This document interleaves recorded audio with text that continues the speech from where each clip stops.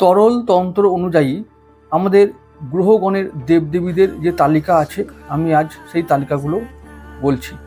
তালিকা অনুযায়ী তাদের সেই গ্রহ দেবদেবীর নাম উল্লেখ করছি। খুব ইম্পর্টেন্ট একটা বিষয়, খুব ইম্পর্টেন্ট। তাহলে আসলে এদের সঙ্গে কি সম্পর্ক? এই যে দেবদেবীর যে সঙ্গে যে গ্রহর যে সম্পর্ক আছে, যদি আমাদের জন্মছকে সেই সমস্ত গ্রহ বা কোনো গ্রহ যদি অশুভ থাকে, যদি দুর্বল থাকে, যদি পাপকৃত থাকে, তাহলে কিন্তু আমরা সেই দেবদেবীর পুজো করলেই বা স্তব স্তুতি পাঠ করলেই আমরা সেই গ্রহের প্রতিকার করতে পারি। কোনো রকমের রত্ন ধারণ ছাড়াই আমরা এগুলো করতে পারি।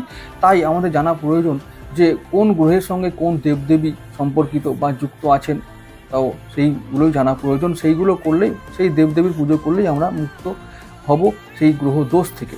তো আমি উল্লেখ করছি, প্রথমে বৃহস্পতি থেকে শুরু করব। বৃহস্পতির দেবী হলেন মা তারা এবং দেবতা হলেন মৎস্যাবতার ভগবান বিষ্ণু। মঙ্গলের দেবী হলেন মা বগলা এবং দেবতা হলেন কুর্মাবতার ভগবান বিষ্ণু। কেতুর দেবী হলেন ধূমাবতী এবং দেবতা হলেন বরাহাবতার ভগবান বিষ্ণু।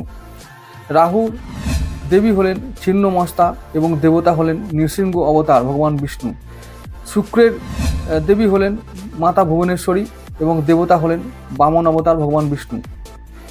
রবির দেবী হলেন মাতা মাতঙ্গী এবং দেবতা হলেন শ্রীরামচন্দ্র ভগবান বিষ্ণু।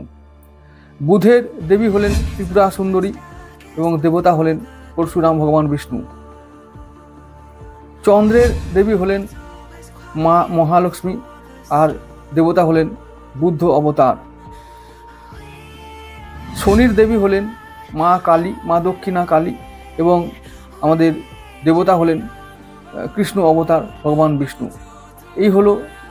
এই বিষয়গুলো মানে গ্রহের সঙ্গে দেবদেবীর সম্পর্ক। যদি আমাদের জন্মছকে এই গ্রহগুলো দুষ্ট থাকে, দুর্বল থাকে, অশুভ থাকে, তাহলে আমরা এই দেবদেবীর পুজো করলে, স্তব স্তুতি পাঠ করলে বা বীজমন্ত্র জপ করলে আমরা গ্রহ দোষ থেকে মুক্ত হব।